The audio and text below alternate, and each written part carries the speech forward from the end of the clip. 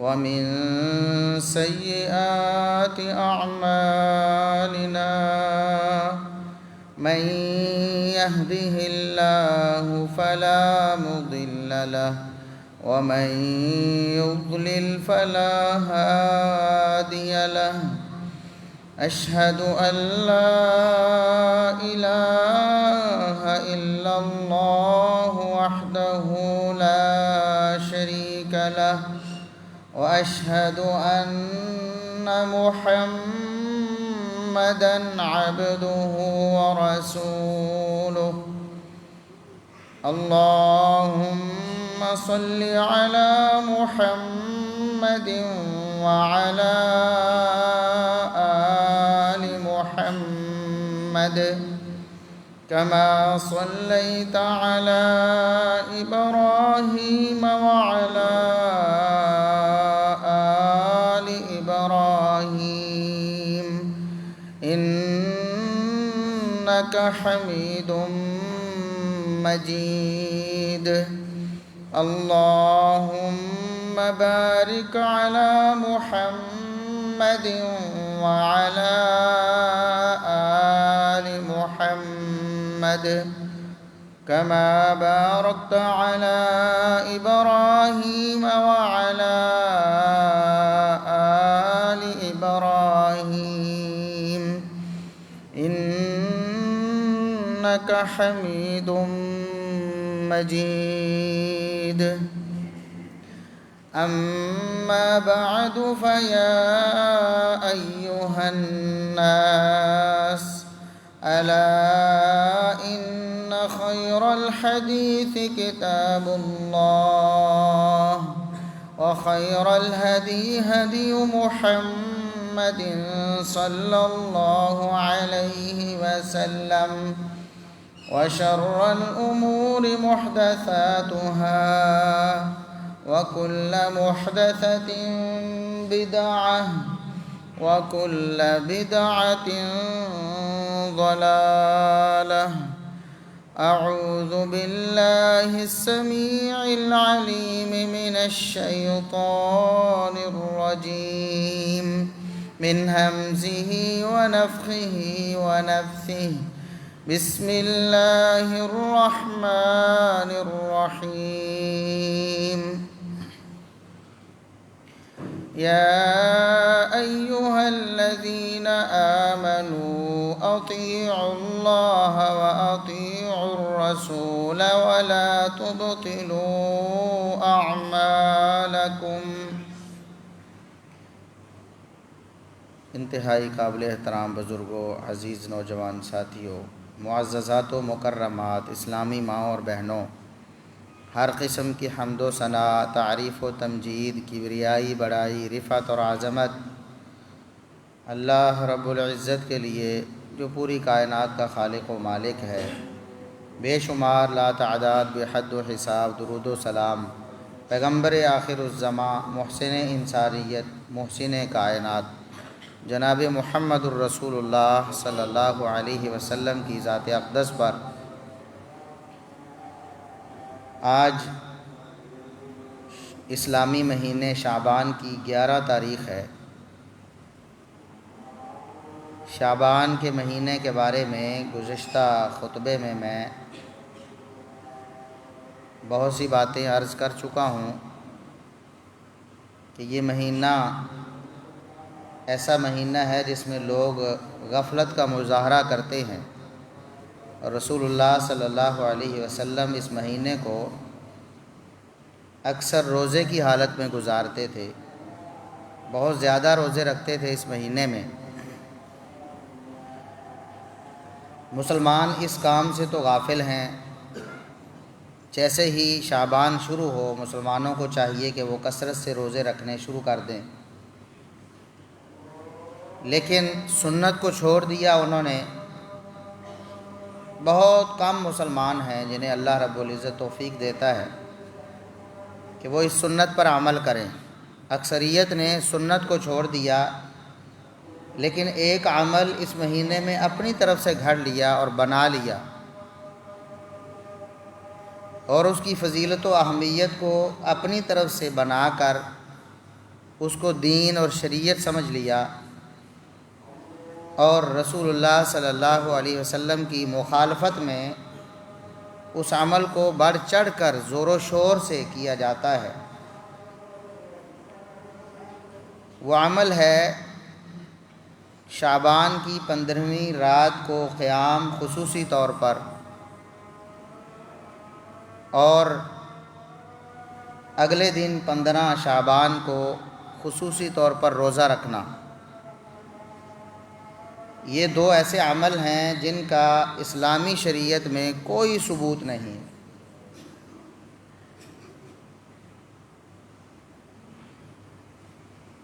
اور جو لوگ اس رات کو مناتے ہیں، اگلے دن روزہ رکھتے ہیں یا رکھنے کی ترغیب دیتے ہیں، وہ ایسے بودے اور کمزور دلائل پیش کرتے ہیں کہ ایک عام سمجھ بوجھ رکھنے والا مسلمان بھی بڑی آسانی سے فیصلہ کر لیتا ہے کہ ان کی دلیل بالکل غلط ہے، نہ تو قرآن کریم اس کی تائید کرتا ہے، نہ رسول اللہ صلی اللہ علیہ وسلم کی کوئی حدیث اس کی تائید کرتی ہے۔ سب سے پہلے تو یہ کہا جاتا ہے اور باور کروایا جاتا ہے، لوگوں کے ذہنوں میں یہ بات ڈالی جاتی ہے کہ 15 شعبان کی جو رات ہے یہ ایک غیر معمولی رات ہے، عام راتوں سے ہٹ کر اس کی بڑی اہمیت ہے، بڑی فضیلت ہے، حالانکہ ایسا کچھ نہیں ہے۔ قرآن کریم کی سورہ دخان کی آیت نمبر 4 پیش کی جاتی ہے، فیہا یفرق کل امر حکیم۔ اللہ رب العزت نے ایک رات کے بارے میں فرمایا کہ اس رات میں ہر پر حکمت فیصلہ اللہ رب العزت کی طرف سے کر دیا جاتا، یعنی اگلے پورے سال کا فیصلہ، جتنے بھی اچھے اور پر حکمت کام ہیں، اللہ رب العزت کے سارے کام پر حکمت ہیں، تو پوری سال کی تقدیر اور فیصلے اس رات میں لکھ دیے جاتے۔ تو کچھ مسلمان یہ دعویٰ کرتے ہیں کہ یہی 15ویں شعبان کی رات ہے جس کے بارے میں آیا ہے کہ اگلے سال تک کے سارے فیصلے اس رات میں ہو جاتے۔ لیکن اگر وہ اس سے پہلی والی آیت پڑھ لیں، سورہ دخان کی آیت نمبر 3 اگر پڑھ لیں تو سارا معاملہ کلیئر ہو جاتا ہے، اور یہ دعویٰ بالکل غلط اور باطل ہو جاتا ہے کہ اس سے مراد 15 شعبان ہے۔ اس سے پچھلی آیت کیا ہے؟ اِنَّا أَنزَلْنَاهُ فِي لَيْلَةٍ مُبَارَكَةٍ، بلا شبہ ہم نے اس قرآن کو برکت والی رات میں نازل کیا ہے۔ قرآن کو ہم نے برکت والی رات میں نازل کیا ہے، اور اگلی آیت ہے فیہا یفرق کل امر حکیم، اسی برکت والی رات میں آئندہ سال تک کے سارے پر حکمت معاملات کے فیصلے کر دیے جاتے۔ اب ہر مسلمان کو پتہ ہے کہ قرآن کریم کے نزول کی رات کون سی ہے جس کو لیلہ مبارکہ کہا گیا اس صورت میں، اور اسی کو دوسری صورت میں سورہ قدر میں لیلۃ القدر کہا گیا کہ یہ لیلۃ القدر ہے۔ قدر کا معنی کیا ہے؟ تقدیر۔ یہاں فرمایا گیا کہ اس رات میں اگلے سال تک کے تمام فیصلے کر دیے جاتے ہیں، اور لیلۃ القدر کا کیا معنی ہے؟ تقدیر والی رات۔ اس کا ایک معنی قدر و اہمیت فضیلت والی رات بھی، قدر کا معنی تقدیر بھی ہوتا ہے، تقدیر والی رات بھی، دونوں راتیں ایک ہیں، اس کو ہی لیلہ مبارکہ کہا گیا، اس کو ہی لیلہ قدر کہا گیا۔ اور آپ حیران ہوں گے کہ لیلۃ القدر یہ عربی زبان کا لفظ ہے، قرآن میں بھی استعمال ہوا ہے، قدر والی رات، جبکہ جو شب براءت کا تصور پیش کیا جاتا ہے کہ ایک براءت والی رات ہے۔ اب یہ عربی زبان کا لفظ نہیں، شب تو فارسی زبان کا لفظ ہے، شب فارسی زبان کا لفظ ہے جس کا معنی رات ہوتا ہے، عربی میں اس کے لیے لفظ ہے لیلۃن، رات۔ تو لیلۃ القدر کہا گیا، لیلۃ مبارکہ کہا گیا۔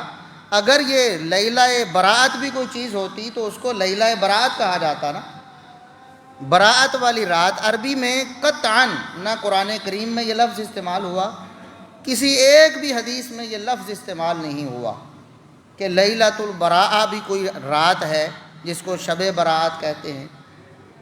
اس کا کوئی تصور اسلام میں نہیں ہے، نہ قرآن میں نہ حدیث میں۔ اور اس کے بارے میں جو روایات پیش کی جاتی ہیں کہ اس رات کی کوئی خاص اہمیت ہے، ساری کی ساری جھوٹی اور منکر روایات ہیں۔ سر فہرست اس میں ایک روایت سنن ابن ماجہ سے پیش کی جاتی ہے، 1388 نمبر۔ وہ روایت کیا ہے؟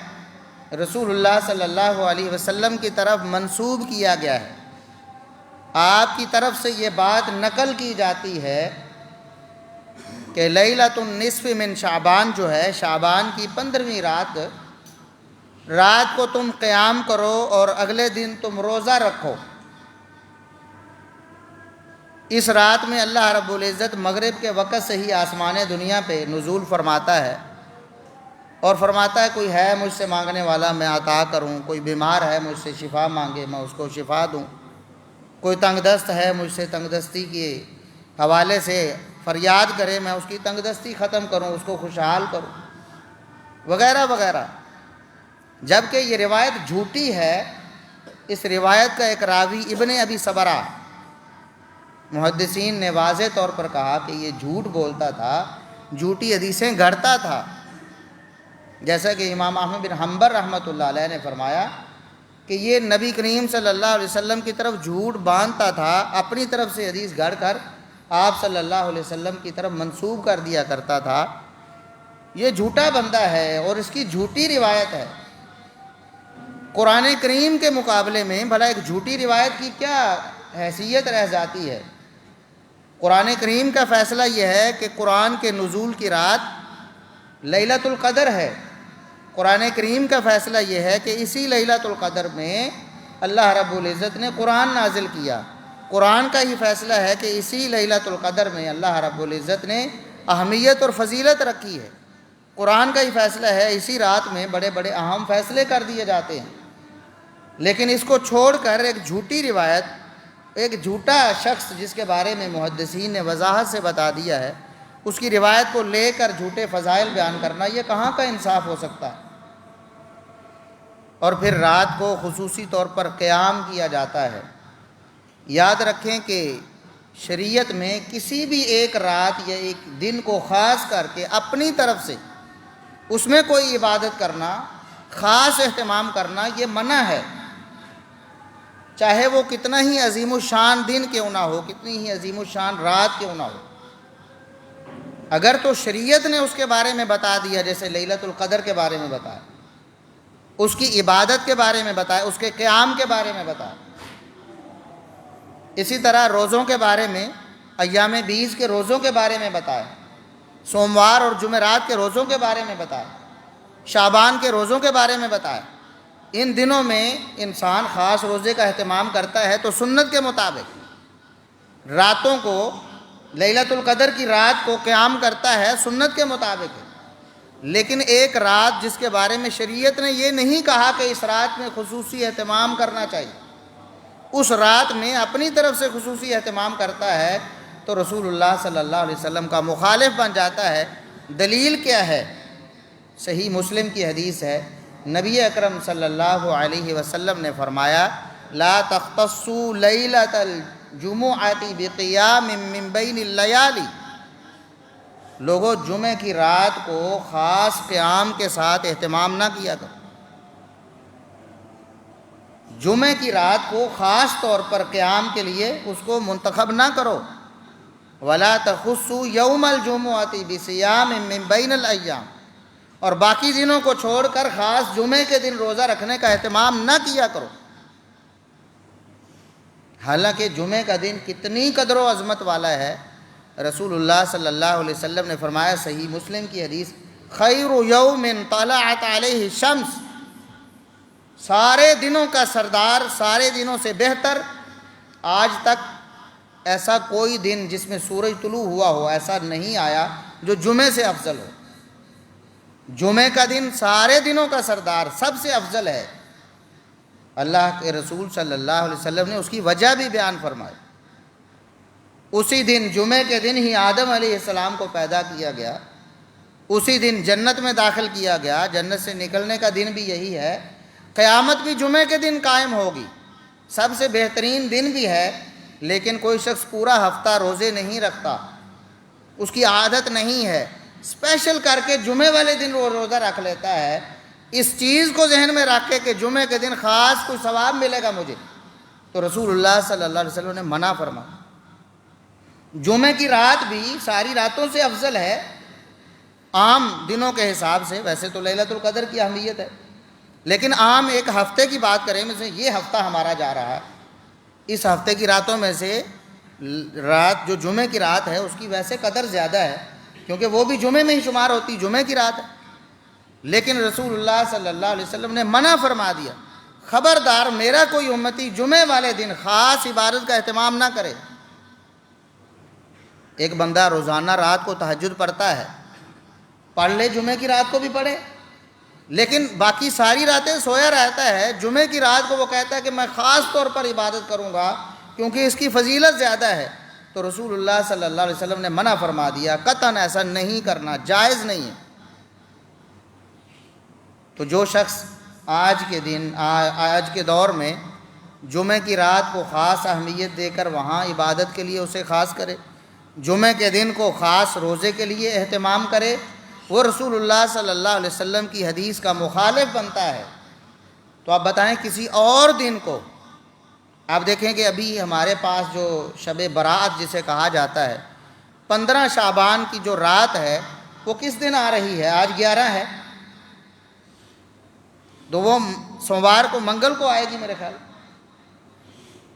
حالانکہ جمعے کا دن اور جمعے کی رات زیادہ افضل ہے، اس میں عبادت نہیں کرنا، منع کر دیا گیا خاص عبادت کرنے سے، تو سوموار، منگل یا بدھ کی رات کو کیسے جائز ہو جائے گا کہ ایک شخص اپنی طرف سے بنا کر ایک بات کو کہے کہ نہیں اس رات کو ہم نے چراغاں کرنا ہے، اس رات کو ہم نے خاص قیام کا اہتمام کرنا ہے، اس رات کو ہم نے خاص درس و دروس کرنے ہیں، تو یہ اسلام میں قطعاً جائز ہے۔ ہاں، رات کو وہ قیام کرتا ہے، اس رات کو عام راتوں میں کرتا ہے، اس رات کو بھی کرے، لیکن اس رات کی کوئی خاص اہمیت اور فضیلت نہیں ہے۔ بڑی بڑی روایتیں اس کے بارے میں بیان کی جاتی، ساری جھوٹی اور منکر۔ ایک روایت بیان کی جاتی ہے کہ رسول اللہ صلی اللہ علیہ وسلم کی طرف منسوب ہے، آپ نے فرمایا کہ اس رات کو جو عبادت کرتا ہے تو قبیلہ غنم کی بکریوں کے بالوں کے برابر بھی اس کے جو گناہ ہیں اللہ رب العزت معاف کرتا ہے، یا اتنے لوگوں کو اللہ معاف کر دیتا ہے۔ کوئی حقیقت نہیں، ایسی کوئی روایت ثابت نہیں۔ رسول اللہ صلی اللہ علیہ وسلم کی پوری زندگی، آپ کا اسوہ حسنہ وہ روز روشن کی طرح مسلمانوں کے سامنے موجود ہے۔ آپ کا ایک ایک عمل، آپ کی ایک ایک عبادت، آپ صلی اللہ علیہ وسلم کی ایک ایک عادت ہم تک محفوظ ہو کر پہنچی ہے، لیکن کوئی ایک بھی ثابت حدیث ایسی پیش نہیں کی جا سکتی کہ رسول اللہ صلی اللہ علیہ وسلم نے پوری زندگی میں 15 شعبان کی رات کو کوئی خاص اہمیت دی ہو، یا 15 شعبان کے روزے کو کوئی خاص اہمیت دی ہو، یا اس کا حکم دیا ہو، یا اس کی ترغیب دی ہو، یا خود خاص طور پر 15 کا روزہ رکھو۔ میں نے تو عرض کیا آپ صلی اللہ علیہ وسلم شعبان میں کثرت سے روزے رکھتے تھے، ہر مسلمان کو چاہیے کہ شعبان شروع ہو تو نفلی روزوں کی کثرت شروع کر، یہ شریعت کا مقصود ہے، اور رسول اللہ صلی اللہ علیہ وسلم نے اس کی طرف ترغیب بھی کی ہے، فرمایا ہے کہ لوگ غافل رہ جاتے ہیں، اس سے، اس مہینے سے غافل رہ جاتے ہیں، اس رات کی یا اس دن کی کوئی خاص اہمیت نہیں۔ اور آپ نے حدیث میں سن لیا کہ جمعہ سب سے افضل دن ہے، اس دن کا روزہ بھی اگر کوئی شخص خاص اہتمام سے رکھتا ہے تو منع ہے، جائز نہیں ہے۔ ایک صحابی سے پوچھا گیا کیا رسول اللہ صلی اللہ علیہ وسلم نے خاص جمعے کے دن کے روزے سے منع کیا؟ صحیح مسلم میں ہے، وہ فرماتے ہیں اللہ کی قسم بالکل رسول اللہ صلی اللہ علیہ وسلم نے منع کیا ہے، خاص جمعے کے دن روزہ نہیں رکھنا۔ سارا ہفتہ گزرتا ہے، سوموار جمعرات جو روزے کے لیے اہمیت والے دن قرار دیے گئے ہیں، اور جو رسول اللہ صلی اللہ علیہ وسلم کی سنت ہے کہ سوموار اور جمعرات کو روزہ رکھنا، اس کو روزہ نہیں رکھتا، جمعے والے دن روزہ رکھ لیتا ہے۔ کیوں رکھتا ہے بھائی؟ جائز نہیں ہے۔ اسی طرح نہ رات کی عبادت، نہ جمعہ کے دن کی یعنی 15 شعبان کے دن کی کوئی خاص عبادت، ایسا کچھ ثابت نہیں۔ اگر ثواب ہے، فضیلت ہے، اللہ رب العزت کا قرب ہے، تو محمد الرسول اللہ صلی اللہ علیہ وسلم کی سنت میں آپ کے طریقے سے بڑھ کر، آگے نکل کر، آپ صلی اللہ علیہ وسلم کے طریقے کو چھوڑ کر کوئی ثواب نہیں ہے، بلکہ اللہ کے ہاں وبال بن جائے گا۔ قیامت کے دن اللہ رب العزت کے ہاں جب نامہ اعمال پیش کیے جائیں گے، لوگ آئیں گے، حوض کوثر کی طرف آئیں گے، تو اس وقت رسول اللہ صلی اللہ علیہ وسلم نے فرمایا کتنے شفیق اور رحیم ہیں آپ صلی اللہ علیہ وسلم، اپنی امت کے لیے رؤوف الرحیم ہیں آپ صلی اللہ علیہ وسلم۔ آپ اپنی امت کے لیے راتوں کو روتے ہیں، ساری ساری رات روتے ہیں، اور اللہ سے یہی فریاد کرتے ہیں میری امت کو بچا لے، میری امت کو بچا لے۔ اور ایک ایک شخص کے لیے آپ نے اتنی محنت کی ہے۔ قرآن میں اللہ رب العزت نے فرمایا سورۃ الکہف میں فَلَعَلَّكَ بَاخِعٌ نَفْسَكَ عَلَىٰ آثَارِهِمْ إِن لَّمْ يُؤْمِنُوا بِهَٰذَا الْحَدِيثِ أَسَفًا، کہ اے نبی قریب ہے کہ ان لوگوں کے غم میں کہ یہ قرآن پر، یہ اللہ کی توحید پر، سنت پر ایمان کیوں نہیں لاتے، قریب ہے کہ ان کے غم میں اور پریشانی میں آپ اپنے آپ کو ہلاک کر ڈالیں۔ اتنا آپ صلی اللہ علیہ وسلم کو غم ہے امت کا، ایک ایک شخص کے لیے آپ کی اتنی محنت ہیں، دعائیں ہیں، کوششیں ہیں، لیکن قیامت کے دن خود رسول اللہ صلی اللہ علیہ وسلم دنیا میں بتا کے گئے، قیامت کے دن اللہ نے مجھے بتا دیا ہے قیامت کے دن کچھ لوگ آ رہے ہوں، میں انہیں دیکھوں گا، میں سمجھوں گا کہ میری امت کے لوگ آ رہے ہیں۔ جب قریب آنے لگیں گے تو درمیان میں ایک دیوار حائل کر دی جائے، انہیں روک دیا جائے گا، میں اللہ رب العزت سے پوچھوں گا اے اللہ انہیں کیوں روک دیا گیا ہے۔ اس کا مطلب کیا ہے کہ رسول اللہ صلی اللہ علیہ وسلم کو یہ بات جو دنیا میں بتا رہے ہیں اس وقت یاد نہیں ہوگی۔ اللہ نے بتایا ہے کہ اے نبی آپ کو اس وقت بھول جائے گی یہ بات کہ میں نے دنیا میں آپ کو بتایا ہے۔ اس وقت رسول اللہ صلی اللہ علیہ وسلم پھر پوچھیں گے کہ اللہ کیا وجہ ہے، یہ تو میری امت کے لوگ آ رہے تھے، حوض کوثر پہ آ رہے ہیں، جام پینے کے لیے آ رہے ہیں، انہیں کیوں روک دیا گیا ہے؟ تو رسول اللہ صلی اللہ علیہ وسلم میں اس وقت اللہ فرمائے گا اِنَّكَ لَا تَدْرِي مَا أَحْدَثُوا بَعْدَكَ، اے نبی آپ کو نہیں معلوم کہ آپ کے بعد انہوں نے دین کو کس طرح بگاڑ دیا تھا، دین میں کتنا اضافہ کر دیا تھا، اپنی طرف سے بنا کر شریعت لوگوں کے سامنے پیش کر دی۔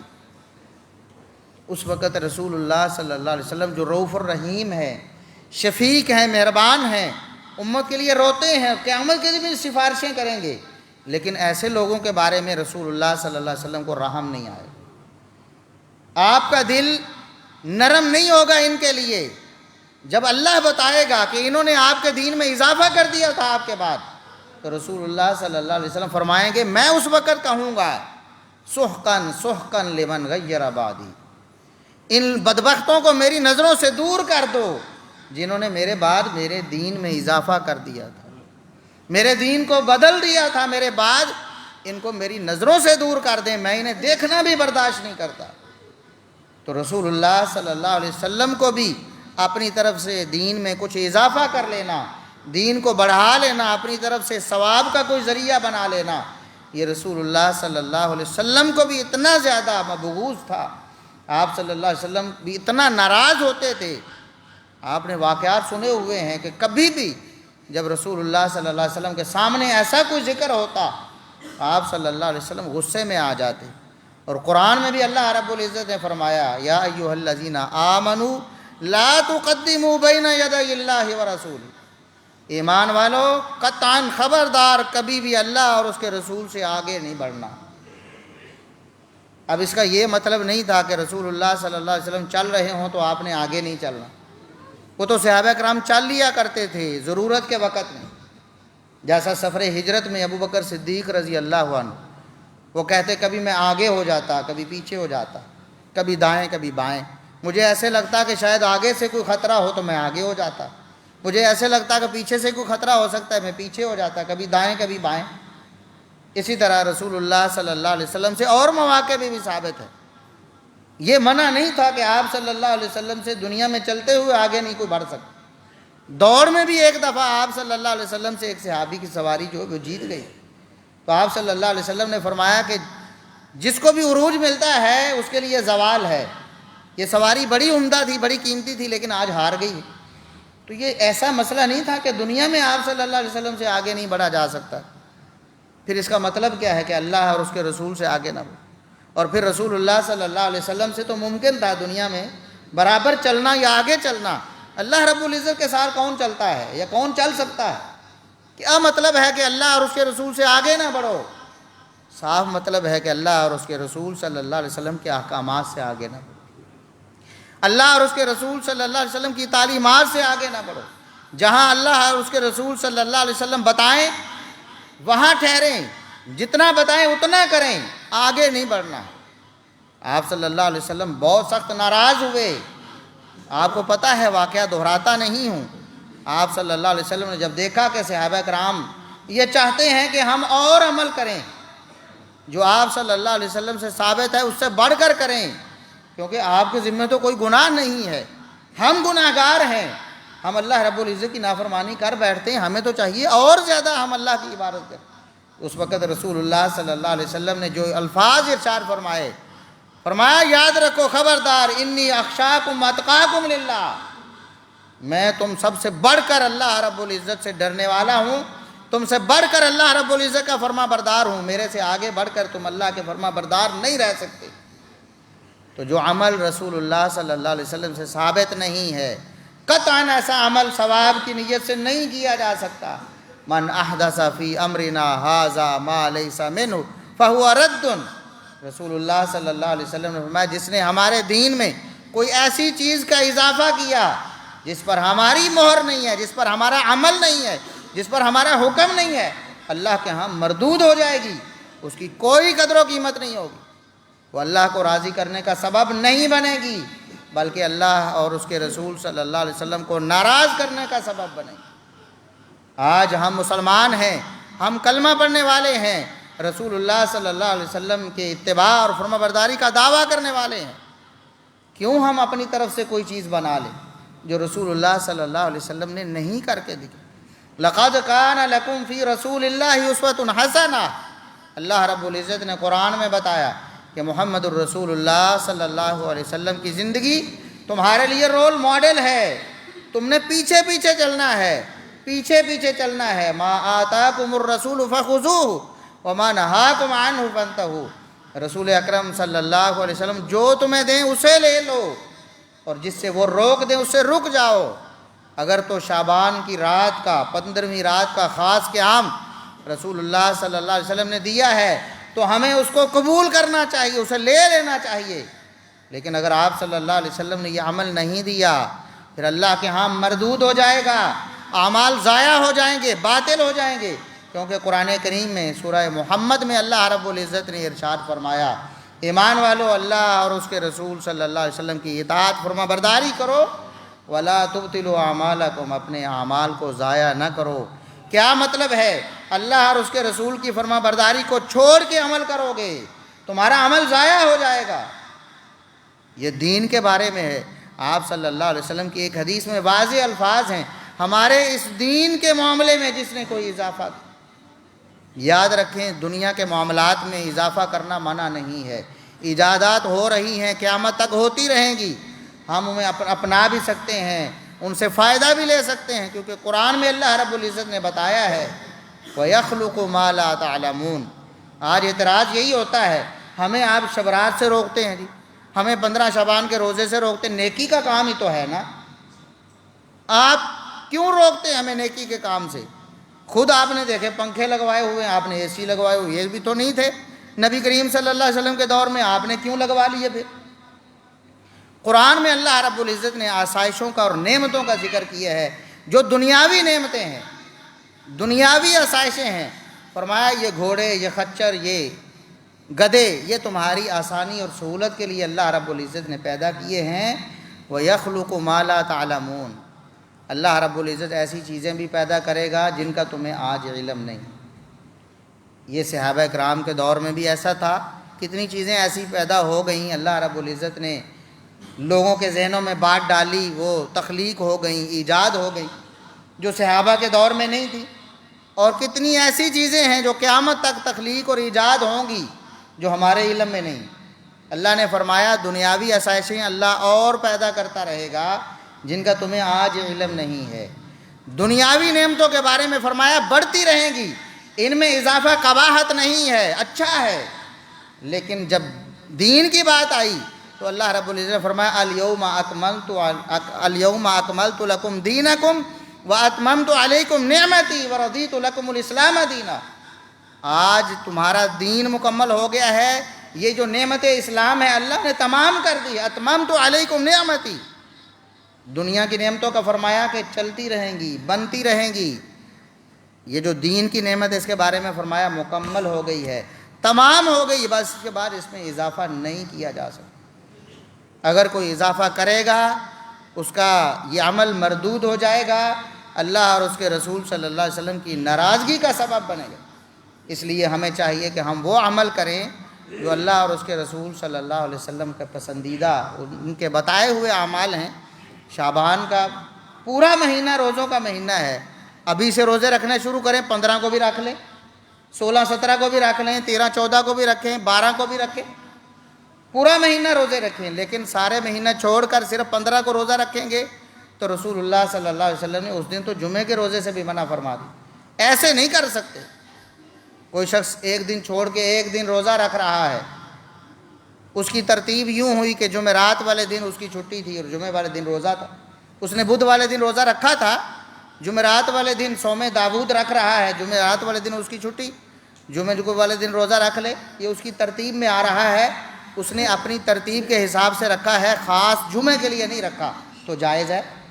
حدیث میں الفاظ ہیں الا ان یکون فی صوم یوم فی صوم احد فلیصمہ، اگر کسی بندے کی ترتیب میں یہ روزہ آ رہا ہے، وہ جمعے کا روزہ بھی ہے تو رکھ سکتا ہے، لیکن خاص کر جمعے والے دن روزہ رکھنا اس دن کی اہمیت اور فضیلت کو مد نظر رکھ کے شریعت نے بتایا کہ نہیں، جن دنوں کے روزوں کی اہمیت ہے وہ بھی شریعت نے بتا دیے، جن راتوں کی خاص قیام کی اہمیت ہے وہ بھی شریعت نے بتا دی۔ اپنی طرف سے ایسا کرنا جائز نہیں ہوگا۔ اللہ رب العزت ہمیں اپنے سچے دین پر قائم رکھے اور ہمیں اللہ اور اس کے رسول صلی اللہ علیہ وسلم کی اتباع اور فرما برداری کرنے کی توفیق عطا فرمائے۔ ہمیں اللہ اور اس کے رسول صلی اللہ علیہ وسلم سے آگے بڑھنے کی بجائے ان کے پیچھے پیچھے چلنے کی توفیق عطا فرمائے۔ وآخر دعوانا ان الحمد للہ رب العالمین۔